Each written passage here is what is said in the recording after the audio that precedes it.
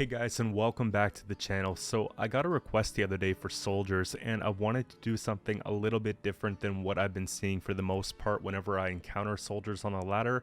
Most of the versions that I run into have Germain Piquant, and for what it's worth, I felt like there was a better way to go about it, especially with all the damage pings going around right now with Skellige and all types of things. It's just going to be very difficult for us, even Milva included, to keep something like this on the board, which doesn't really give it much merit.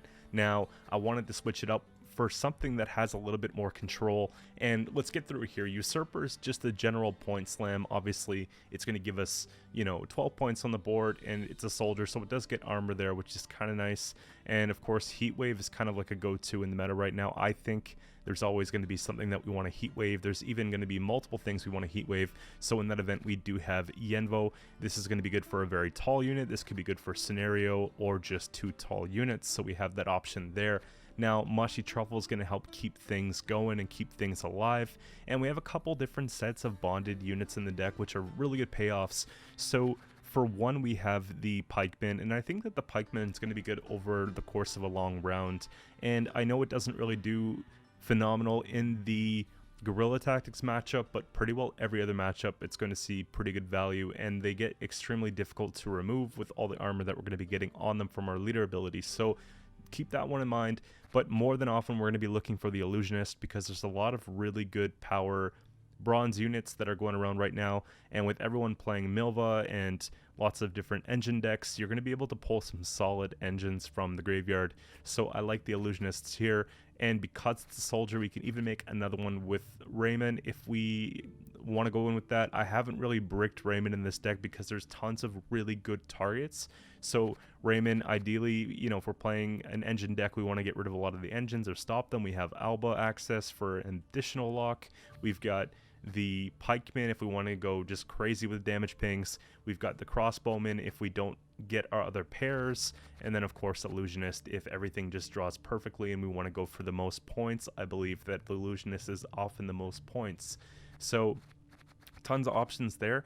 I have a Swears tech. Now this is a specific tech. It's going to be for the Guerilla Tactics matchup and for the Syndicate matchup because I want to grab the Flying Redanian. I want to grab the Madoc, all types of things like that. And for anything else that we might see some value from, the pings that we're getting off from some of the pikemen and the crossbowmen and things like that can chisel down something so that we can take it. So it doesn't necessarily have to be starting at 3 power. It could be something that we work towards. And when this hits, it hits really hard. And it's very rare that I'm finding a matchup where we're not getting value from Swears, but I wanted to give it a try. What I had in place before that was Menno for more consistency, so if you're finding that Swears isn't getting the value you're looking for, you can opt to put in a Menno.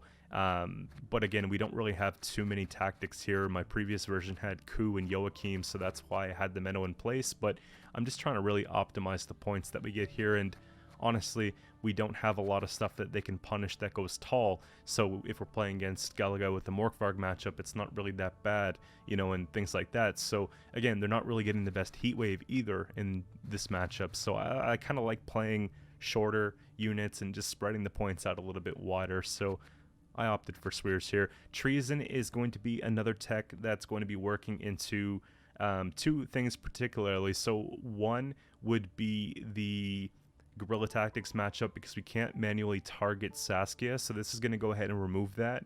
And then second being maybe the Skellige matchup when there's a lot of armor on things and it's a little bit trickier to get through things and remove things. We want to take out cards like the Crack on Crate where they're always playing units to the side of it, and generally speaking we can get a pretty good Treason in that matchup, so we don't have to waste again in a lot of cases there. So I think Treason gets pretty good value in the meta right now. Obviously we're not getting the additional spying thing with the whole coup. No, that's just something I had to compromise there. It's just basically for removal. Afan is going to be one of our thinning cards because our leader allows us to move a card to the top of our deck when we use all 3 charges. It's obviously going to be this one every single time, so we can get the extra thinning there. Now, in the first version, I didn't have Vreemed, but it just made sense to put him in. Boost an allied soldier and all copies of it by 2. We're not going super widespread with the same one, but we can at least get 3 of the same one.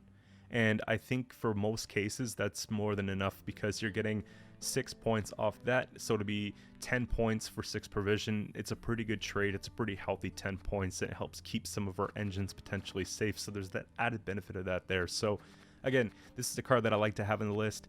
Locks are just important. The slave infantries are something I included because if we're playing into control, we're going to have a lot of units that are like 1 power, especially with the illusionists.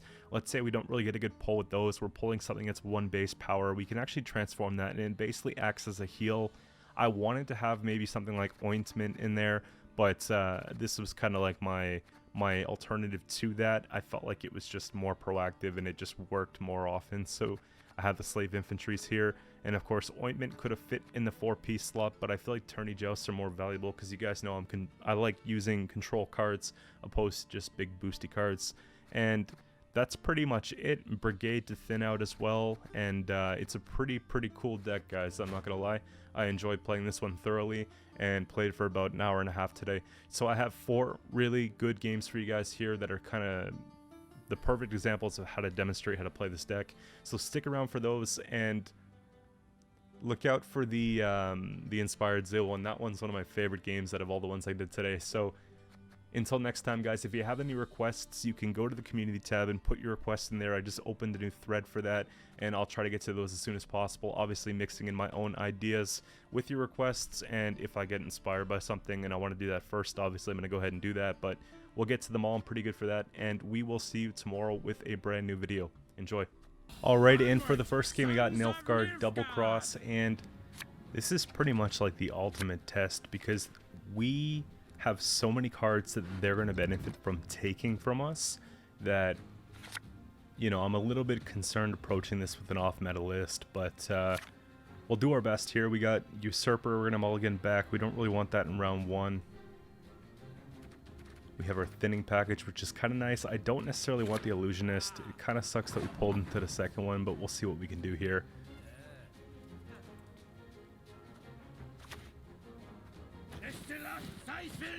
So if this one sticks, then I will consider using Mushy Truffle to pull out a second. But if they just take it out right off the get-go, then we can maybe look for something else to do.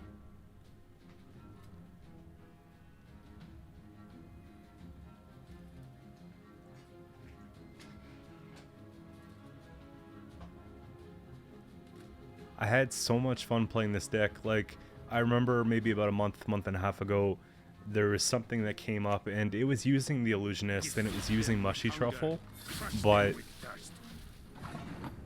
man, like, it's underrated. Like, it's actually pretty strong. So we have a lot of cards that are going to be going onto the melee row, such as the Afen, the Swears, the Albas, and things like that. So I'm doing my best to sort of manage my placement. Obviously the pikemen have to go on melee as well, so we do run the risk of over swarming our front row, which is crazy, so got to be careful with that one. And I considered putting the Blightmakers in with the Mage Assassins, but it just didn't really fit too well into a Soldiers deck. We do have other means with the Brigade to go ahead and thin there. You know, cards like Oniro can sort of make up for that too.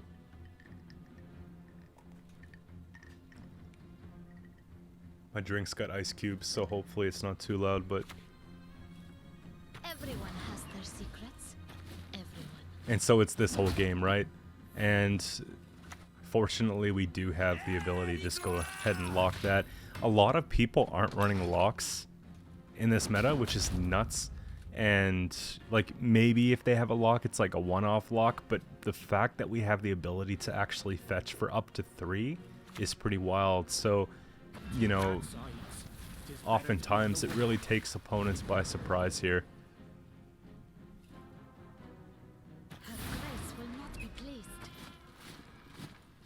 And I think we have to kind of push it a little bit because we are in round 1. And it's not like we're spending expensive cards. It's just we're taking pretty good quality locks. And that should just do it. We do have the Mushy Truffle carryover, which tells me that we could look at potentially bleeding here. and we have really good targets set up from the illusionist. If I have the ability to get at least a second one, even a third one, then I would push in round 2 for a bit. So Affin in hand guarantees we don't get unlucky on the mulligan. We have Raymond for a second illusionist, and we have the deploy from the Vrygith, or whatever they call it, to get 2 more illusionists, to spawn like 2 more basically. That was a little bit of a mistake there. I probably would have put Raymond on the range row. Just take that one in mind. I know I just mentioned it, but at least we have the ability to cram down points here and sort of just go, alright, so how are you going to respond to that? I wanted to really push it here because this was the first game with the deck, and I was feeling pretty confident at this point. We didn't get clapped yet, so it felt like, you know, alright, let's see what we can get. Because I think long round they beat us, like very long round.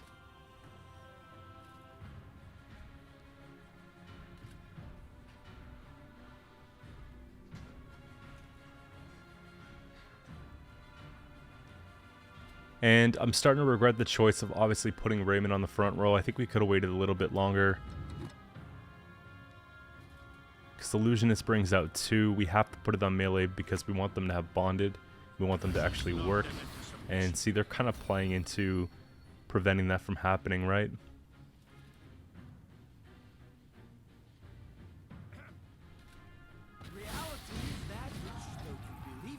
So, if I take away... If I were to take away the Illusionist, then we technically would be able to board wipe, but that just works too. Gives us a little bit more space to figure out what we want to do without having to commit maybe a tall punish on something like a card that's just sitting there at this point.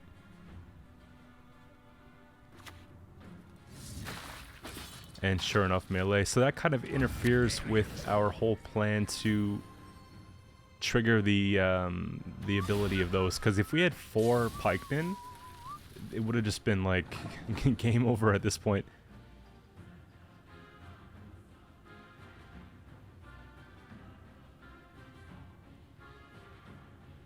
Now, we're up a decent amount.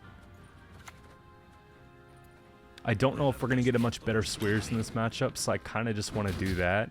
And then we can see how they play over the next turn or two.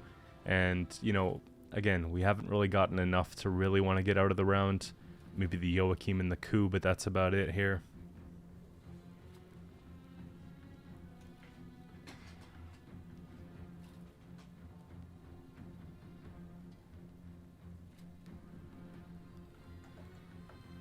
But yeah, with their 2 Joachims on melee and our Raymond mistake, then we're kind of losing spots here. I think we would have had enough. 3, 6, 9, minus the 1. I mean, it really wouldn't have made too much of a difference. We would have lost a unit still.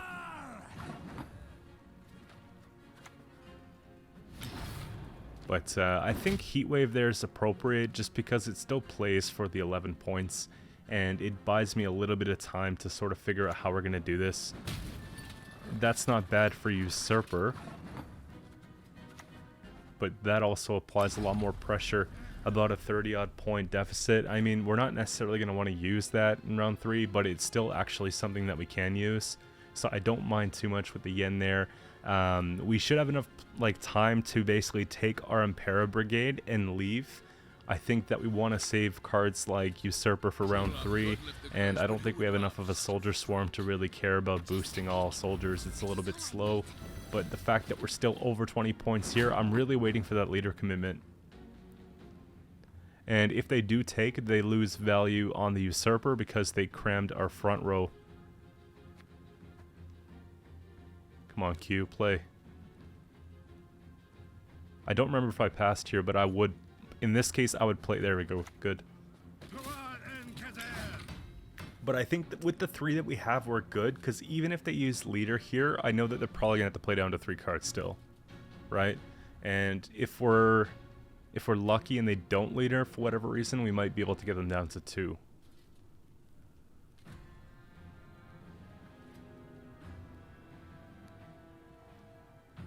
But I think anything else that we play here is probably just defeating the purpose of a bleed altogether. Do I enjoy torture? Perhaps. A bit. So we know that Usurper is going to be 9 points for them. And the 2 assimilate, so it's 11. And then on turn end, they're getting the 1 damage off the pikeman. However, we have 4 units with armor, so it helps.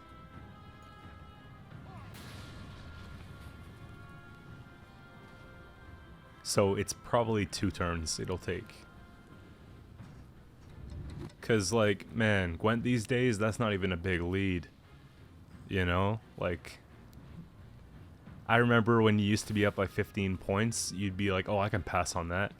Now you gotta be up like 35 points to look for a temple pass. It's crazy.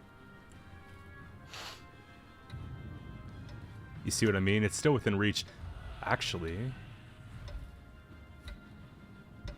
that's not enough.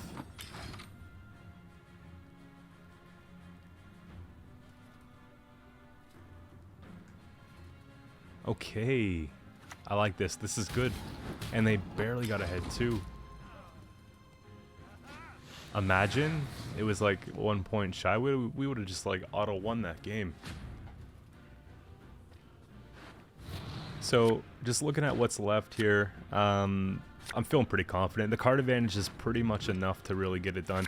2 illusionists, and obviously we can boost copies of those. Pull whatever we need from the deck. I haven't decided yet at this point. And we just get to reply to what they're doing, which is really good position to be in here. We have tons of proactive plays too. And if I'm not mistaken, they didn't really get a good Terra Nova yet. I think they gave spying to maybe an illusionist, but I don't know much beyond that really.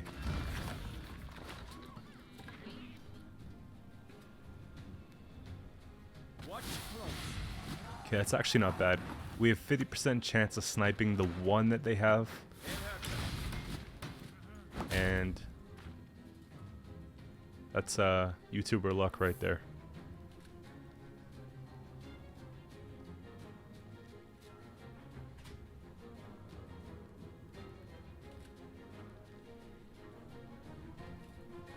Hopefully we do a deck check, because I'm thinking it's probably the pikeman, but I'm not sure. I just don't remember what we have. Suffering ennobles, friend. You'll be a count once I'm done with you.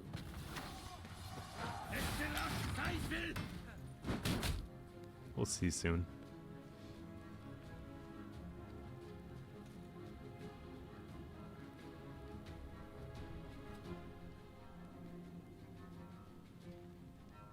And this was like my first experience like really getting into playing Illusionist too, so I was like friggin' giggling when I was playing this. I was like, yeah, take that, you know? It was really fun. It's wild. I feel like Soldiers are almost there, you know? Like, it doesn't have a lot of the same auto-include cards as like other Nilfgaard decks, but it does rely on some neutrals.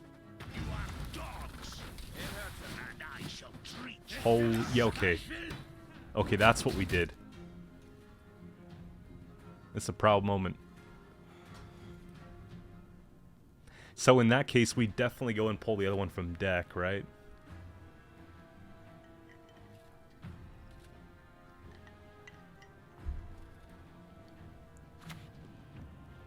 Please, pay no heed to my face.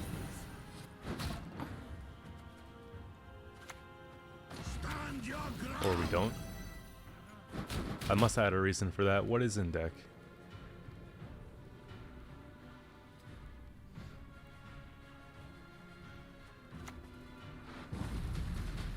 Okay, so I guess I'm looking at possibly taking Treason. That's what it was. Either way, we got that one, and that was a good win.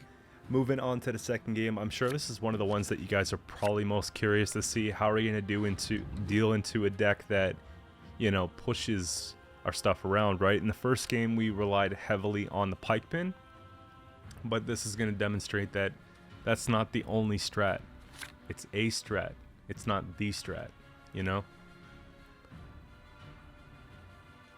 So I'm actually thinking about keeping the pikemen for round 1 because we are on red coin, and if we can provoke any sort of, you know, exhaustion of leader, like even 2 charges in round 1, that's pretty good for us.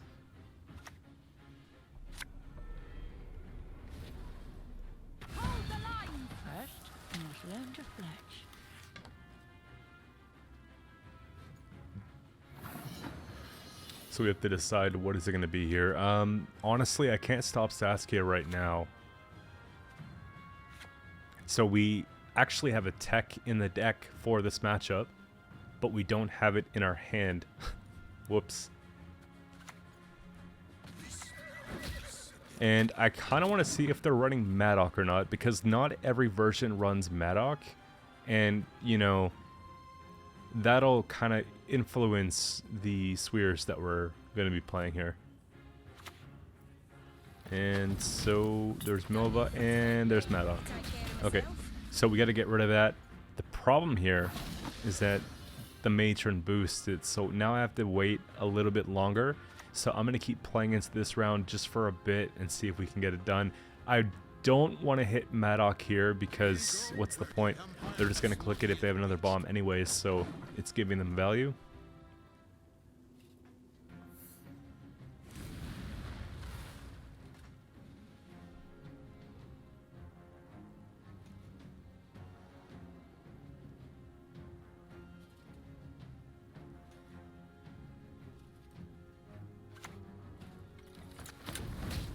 And fortunately the bomb trades down a little bit because, you know, it's overkill. But Madoc stays there, so even if I lose a round at this point, I'm pretty content with what we've gotten out of it. Getting Madoc there, getting our target here, and whatnot's fine. I think that we'll have a pretty good round into non-interactive traps, so let them play all their engines right now, that's fine. Because those are actually probably more difficult for us to deal with over time than the traps are. We have a lot of armor that we're probably going to be getting anyways. And we have control, but it's not so much that if they're going low unit or no unit, then we can't do anything about it, right? We still have cards that'll play for the points. That's why I didn't go too overboard on the tactics for this one. That's right. I like fighting with style.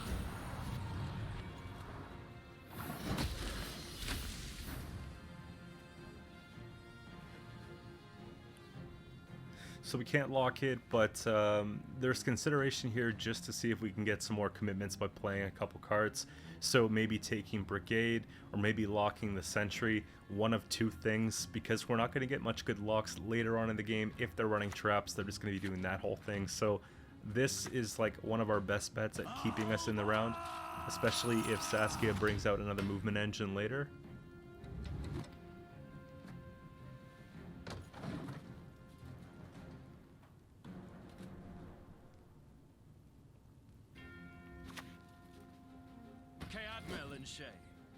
So sure enough, it boosts it. It's becoming a little bit nicer heat wave. If I was to take one, a little bit nicer Yennefer's Invocation. Invocation might be more suitable because heat wave plays well into a trap, but that's fine. I'm just thinking about it. I don't necessarily want to replay that card anyways, right?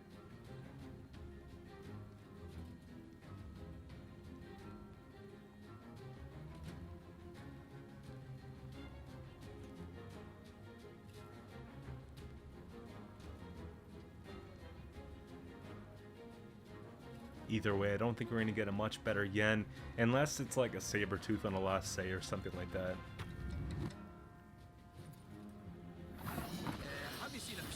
Counters 3, Trap and Pyro. We still have room. Trying to play around a Crushing Trap just a little bit, because that could be the case. So we do lose a little bit of armor potential by playing them on range row, but that's fine. We kind of want to split up the rows a little bit here, so... And do they even click? That's the thing.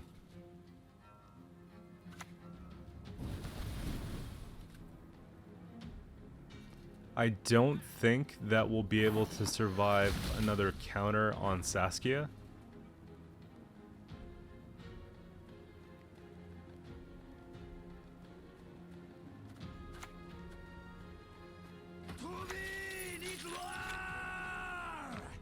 I could have played that on the other side, but whoops.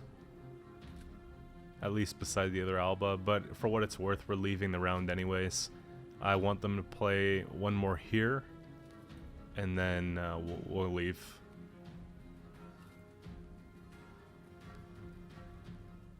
It's very difficult to want to pass on a situation like this. I find that's where the greed really helps. If someone has the round, but it's just like 1 point ahead, they want to just take that round.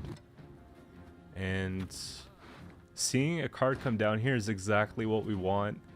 I don't know what it's going to be, but my guess at this point is either a horn, because they're putting it between 2 units, or it's going to be like a serpent trap or incinerating trap, because it didn't pop. But we'll find out quickly. I'm going to check the graveyard for you guys here.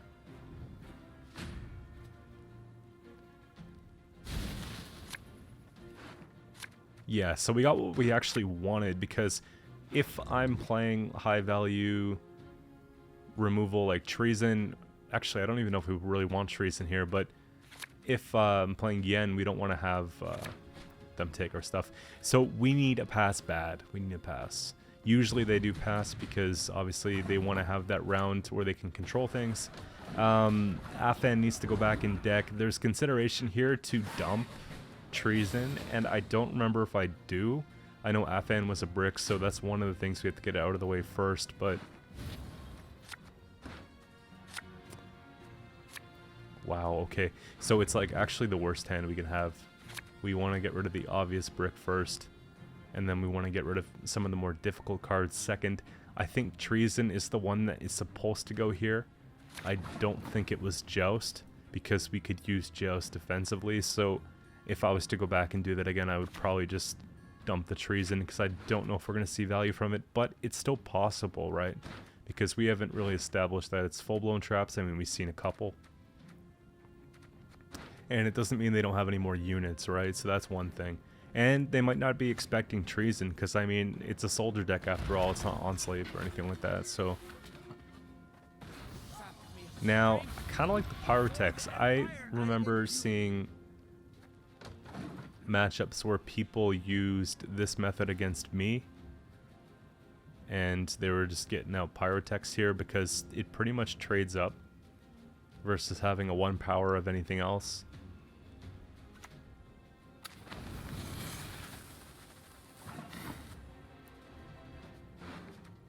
And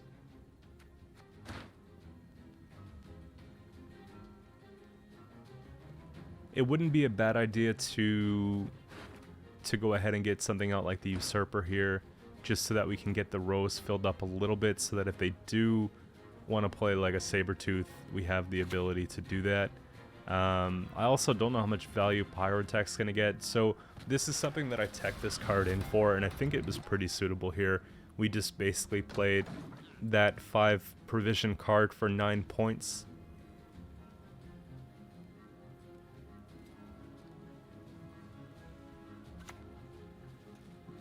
And so right away we're playing around Saber. They didn't click though. So, you know what? I have an opportunity to remove points. Let's take it, right? I'm not sure why you wouldn't click it still. Maybe it's either they forgot to, or they just figured, okay, well, we don't really have... Well, there was ways to play around it, because they have 3 charges. I don't know. Either way. For a second I wanted to take Saber, but I think it's always going to be Usurper here. And I'm going to play him on melee just because I want to split things up a little bit. If I start stacking ranged, another Crushing Trap would just kill us. Afan's good here, so it's one of those things where now they got to find the points, and they haven't played Hattori yet, so I want to go ahead and take that Froth here, just in case they go in the Hattori, but we're playing right into an Igni and right into a Scorch, so I'm crossing my fingers on this one, guys.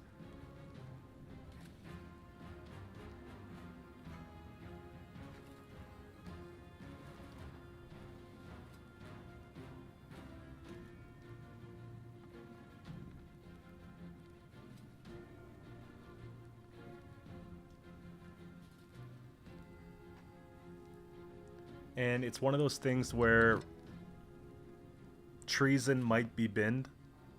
With the state that it's going at right now, we might have to actually just bin treason. We can use joust. That's tough. Don't leave me here. I don't know what it's gonna be. Okay, that's not bad. So Hattori into Pitfall tells me, okay, now we know there's not another Serpent Trap. They wasted that one in round 1. So we can go ahead and freely play Joust and look for an opportunity to play Treason. And the Vreemed gets, 8 points. Which is okay, I guess. Milfer from hand, again, that's really good for us. 32 points is like, it's not bad. But I just don't know if it's enough yet to win.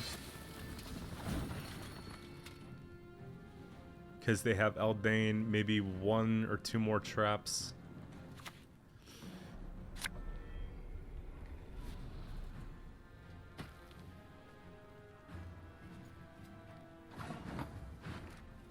Just doing a little inventory check. I think it's probably the best time to city this. Here we don't have treason, so... And I'm pretty confident I could just pass on that and just be fine. At this point. Because let's say they have 1 more trap. Okay, so 8. Couple leaders, Eldane. They have to do quite a lot of points here.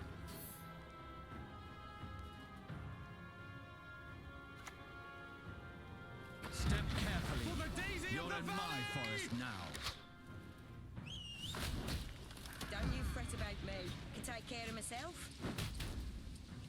So we managed to actually get the win here without even using the tech that I specifically put in for this matchup. I mean, we got to use one of the techs, but obviously Treason didn't get its value here. Treason round 1's the game plan for sure.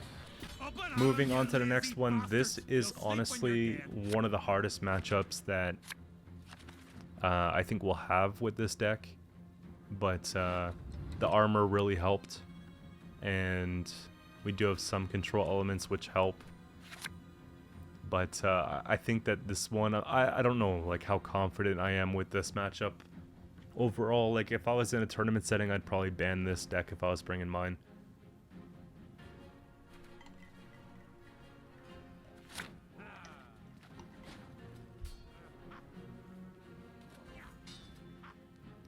And we got 2 games, including this one, left for today. Now, you guys, I mentioned earlier, you got to stick around for the last one. Like, that one was just wild, man. Don't you pester me.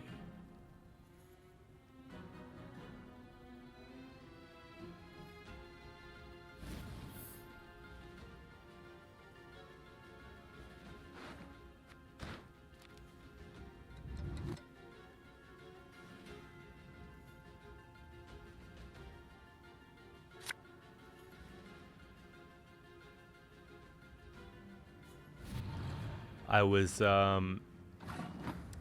supposed to do like some, we have like a content tournament going on for Team Legacy, and I was supposed to play the next round of games like maybe almost like 2 weeks ago. It got pushed back with Masters and everything coming up. Like it just got, you know, pushed back. But I'm supposed to play my next round, whether it be tonight or tomorrow, and I'm still trying to decide what decks to bring. It's closed deck list, and you bring 3 decks. There's 1 ban. Like I said, no one knows what the other person's bringing. It's just for bragging rights, something that the team's doing. But my opponent's tough, guys. And in the past, I didn't like talk while playing the games, but with this one here, I don't see a reason not to share it. I'll probably like do a live recording of me playing these games in real time and then kind of talking about what's going on. Win or lose, it'll be like an unedited sort of version, so you guys can see exactly what's going on. Like, you know, I'm not bad at Gwent, but you know, I do lose games too. So some of you guys might be interested to see that. I'm sure I'm not going to take them, you know, a straight flush. I'm sure, if anything, it'll be close, but hopefully we can bring it home. Because, like, my record for the tournament right now is, like, we've done 4 rounds. I think I'm 2-2. So it's like a 500 record, but there's 9 rounds, so we have some time to kind of get back into it. Swears coming down here. I don't know if we're going to get much better Swears. And if we let the boat there, it kind of pushes us out of the round. Now, I actually don't feel too bad about that. They just cranked their leader early, which is like a huge advantage for us. And I'm just trying to see, okay, we can play to 4 and get out. What would be the best 4 to play to? I think Impera Brigade's actually pretty good here because we want to get the thin so we can pull into some better stuff for later. And then we could probably just do like a one-off pikeman, honestly. It should just be enough points.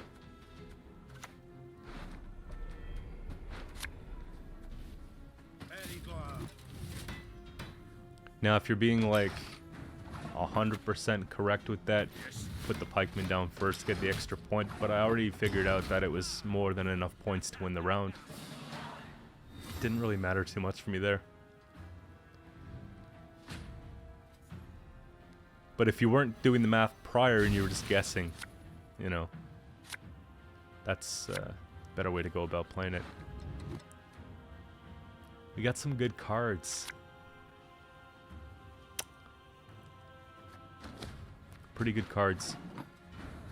What's really weird about this deck too is that you look at the bronze cards in your hand and you're like, damn, it's round 3 and I got like a bunch of bronze cards. But then the bronze cards are actually like really carrying. I'm surprised. Because a lot of them are engines, right?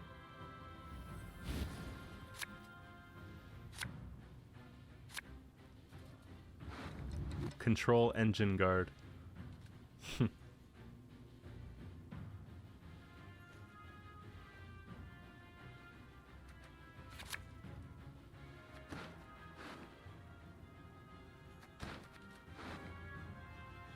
What's it gonna be here? Yeah, infantry. I mean, it could heal something still. We've been fortunate enough not to pull into Athan in round 3 for any of these games, which is really good too. If you know you're going to be passing in round 2 and you pull into him, I would hold on to it and mulligan it back in round 3. Like going into round 3 so you don't ever run the risk of losing that. And no one's running Purifies. Like, well, I say no one's running Purifies, but like a lot of people aren't running Purifies. And if they're running Purifies, it generally seems to be like a one-off Peller, for example, because it got the buff to 4 provision over the last couple of months, so you could afford to put a Peller in there and not really change the deck too much. But Skellige doesn't really run a Purify in the Pirate Warrior decks, so I know that that's pretty much locked. Save the Heat Wave maybe for something else. Save Yen for something else. Keep in mind, we do have Oniro here, right? Is one of the things I included when I decided to take out Joachim. So anything that I do Yen, I can go ahead and replay. So Herald would be kind of cool if we had a warrior, but I don't think we have access to one there. I don't know if they played any early on.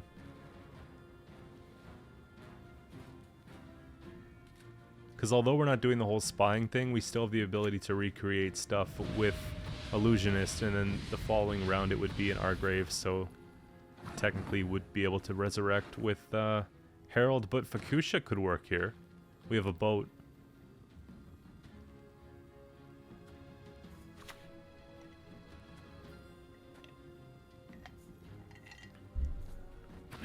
Man, what am I doing? I could have put that in the middle of those two, and I could have just put that on ranged, actually. You know what I mean? It doesn't have to be on melee, but if it's on melee, at least put it between the two. Like, I never play this leader. I'm just experimenting with leaders that I haven't played in a long time. The last time I really played this leader was when everyone was running ball with this leader. If you guys remember that. I think it was the double ball days, right?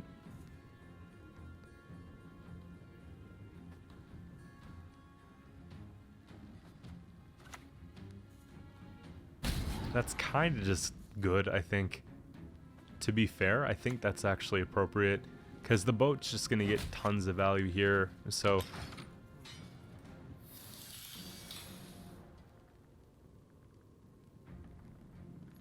And what's really nice is that... Okay, that's not a bad yen or heat wave, though.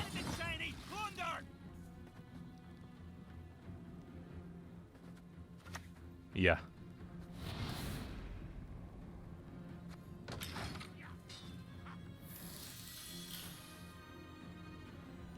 But we have the ability to go ahead and take the infantry and then go ahead and flip the raider and, you know, heal it. Like, I kind of like this whole play. Who needs a cow swarm when you can just do that, right? Pick something up with the orders, use the order, do it. You shall never find peace. So I don't think I mind that Fukusha too much. They must have to really recomp the hand if they didn't take Coral instead.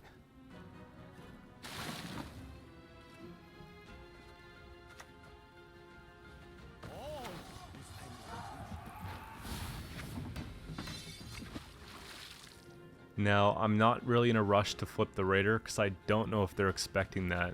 So I don't think that they're going to be looking to target that one. I'm just going to take my time here and look to get some damage out. I really want to take away that Corsair in the back. Like, that's doing something. Obviously, this that engine's kind of annoying too. So if there's a way for us to get rid of it, I'll try to. Yen would be an obvious answer, but I think we could find a better yen.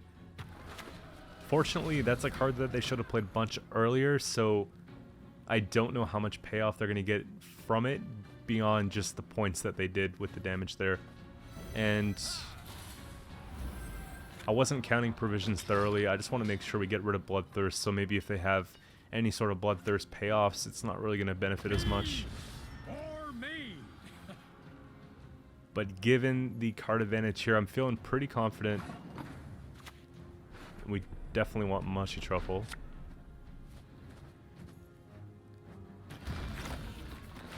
See, there we go. I actually put it where it's supposed to go.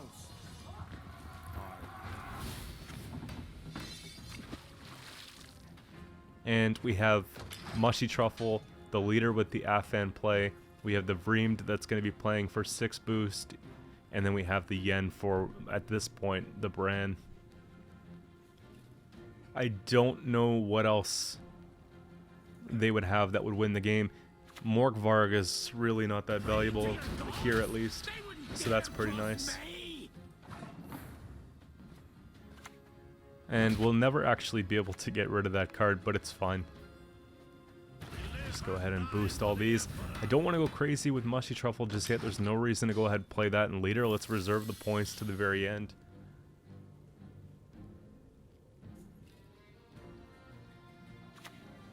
That's big. Luckily, like I said earlier, we don't go too tall, so the removal is not that great. Like, they could have removed for 10, but we only gave them 6. And the armor makes it even worse. So this is just me showing you guys, well, I actually had to play because, you know, we would have lost otherwise, but showing you guys basically what we can do here.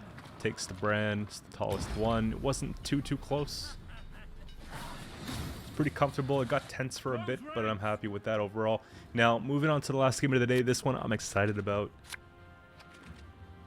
It had its moments where I was a little bit worried, but then I'm like, aha, light bulb, you know? So we'll show you guys here.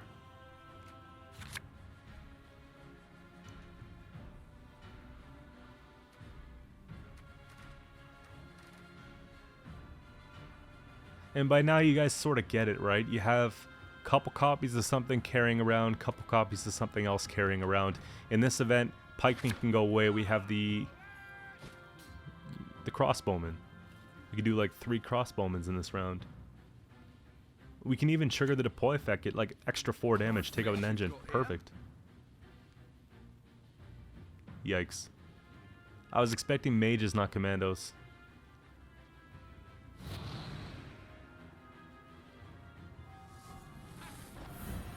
Now it's kind of awkward. Because how do you remove both in one turn? You can't. I could treason, but it only removes one.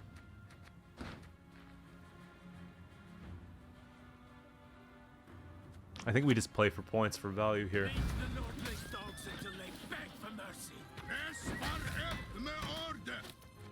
No boiling oil is going to get through those.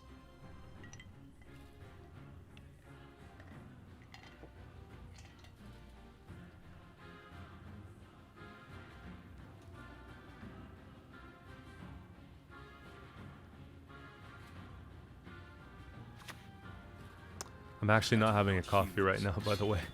I'm having like a lemon water. I squeezed the lemon. And man, when you're hungry, it's like not a good mix. After this, I'm gonna go gorge myself. Find something good to eat.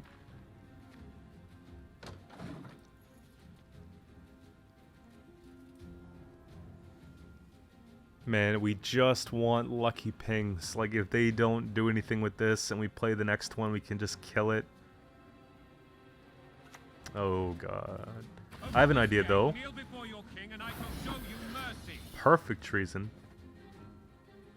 Remove both of them.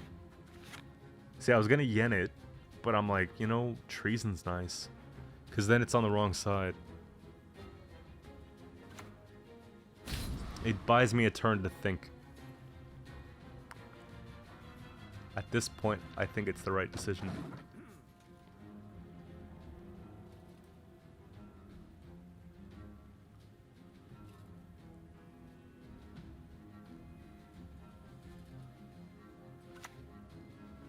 Damn it, right? Whoops. Alright, fine, we'll yen it.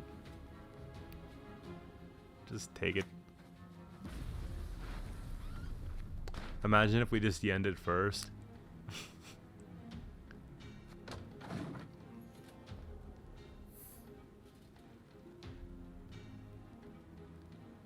Sometimes when you try to do things the cheap way, you end up having to redo them anyways and spend what you would have spent otherwise. So that's a good example of that. We go where the Empire has not yet reached. These are just so stocky. 4 armor, 5 armor, all 3 of them. Every time we play a soldier, we could just dump a thinning package and get like 11 points off it technically, right? It's nuts. And I'll give some armor to at least one of them.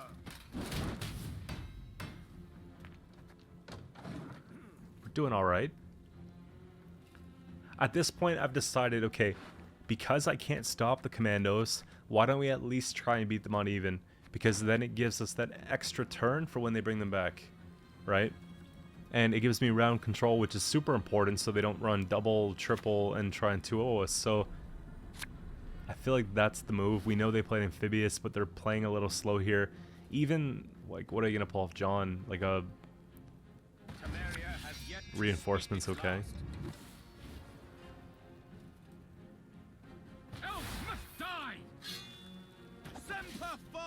We're just, we're keeping really good pace though here.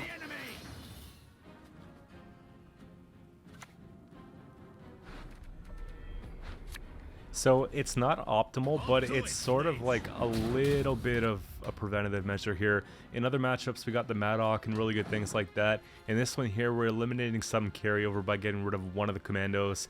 And I've seen decks, especially like in Gwent Master Season 1, they were using like commandos and then throwing one on the other row and then bringing out like a whole other row of them. So I'm really trying to like not have that be something, you know, for us here.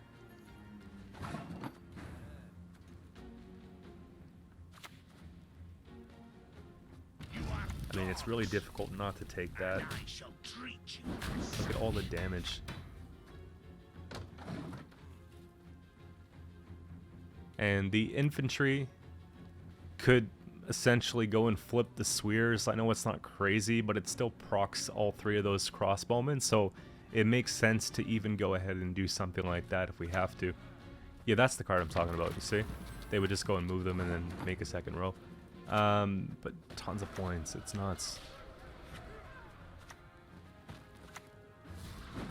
And I don't know, if last card's Pavetta, they pass.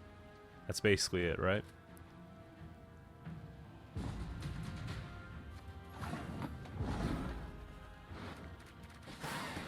So, a couple things. If we can get the combo we need before the flip, then I could start using the Illusionist to make commandos and just bring out the... You see what I'm saying? And then boost all soldiers? Huh? I don't know, I thought that was pretty slick.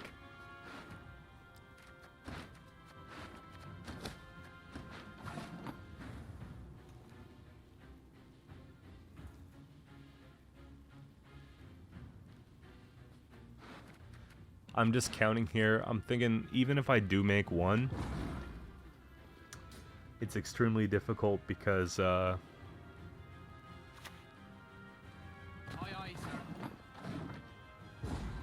they can just bring all them back, right? And we're just doing it so slowly, so I think the card advantage is still more valuable. But I see a done banner, and little do they know that that's actually the perfect fit for us, because I'll be able to just keep getting that card. And we're not devotion, so it won't boost up to 4 when we spawn a copy of it, but we'll still get 3 points per turn passive off it if we could pull it off. So I'm really banking on it, and I don't think that they're expecting this sort of synergy. And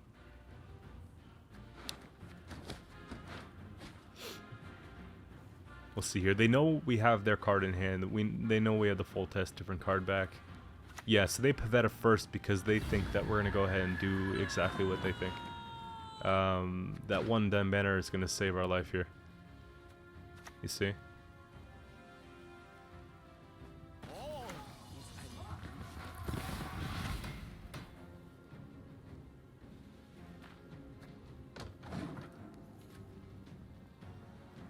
And what's really good about this, like what's actually so perfect about this, like that makes it like one of the sickest things I feel like I've played in a long time, is the fact that even if the full test gets moved by that, we have the ability to use our leader charges to boost it and mushy truffle and all types of stuff like reamed. So we're always going to be getting that extra done banner as long as the full test stays on the board, which is just nuts.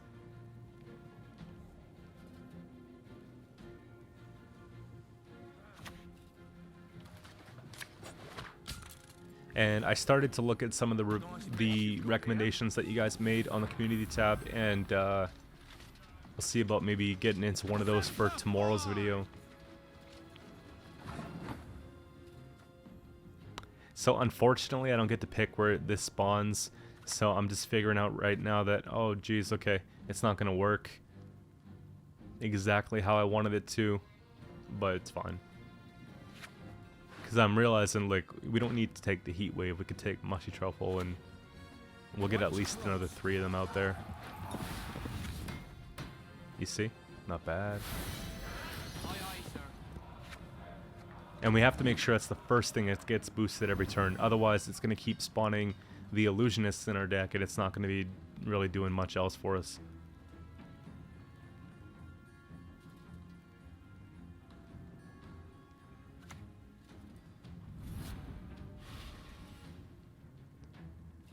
Them bringing out another commando actually makes our usurper not as good, but I was kind of valuing this other combo just a little bit more in this case. Probably just go ahead and take mushy here.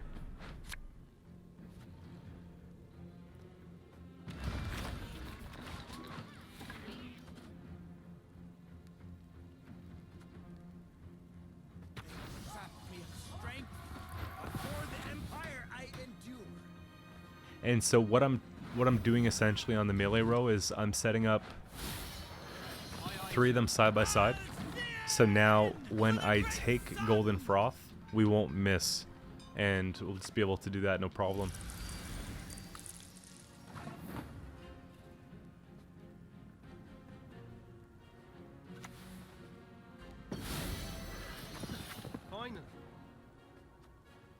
So usurper here, just in case we want to lock something after. Honestly, I decided like I'm going to click it, but I don't think we would have had to click it there. They could have maybe dueled it out and kept the extra 3 points. That's maybe what I was thinking, but either way, I think it's fine. Was not expecting Yurden though. But fortunately, we don't go that tall. You know what I mean? We saw that in the Skellige matchup. Really bad tall punish for our opponents. And so we should be able to do these points no problem. Vreem goes down. Look at all these copies that we have to boost. It just spawns another one out right there. And that will be enough to take it by itself. But I just wanted to show you guys here that we did have it and a turn in pocket. So there we go. We'll see you guys tomorrow with another video. Thanks for coming out.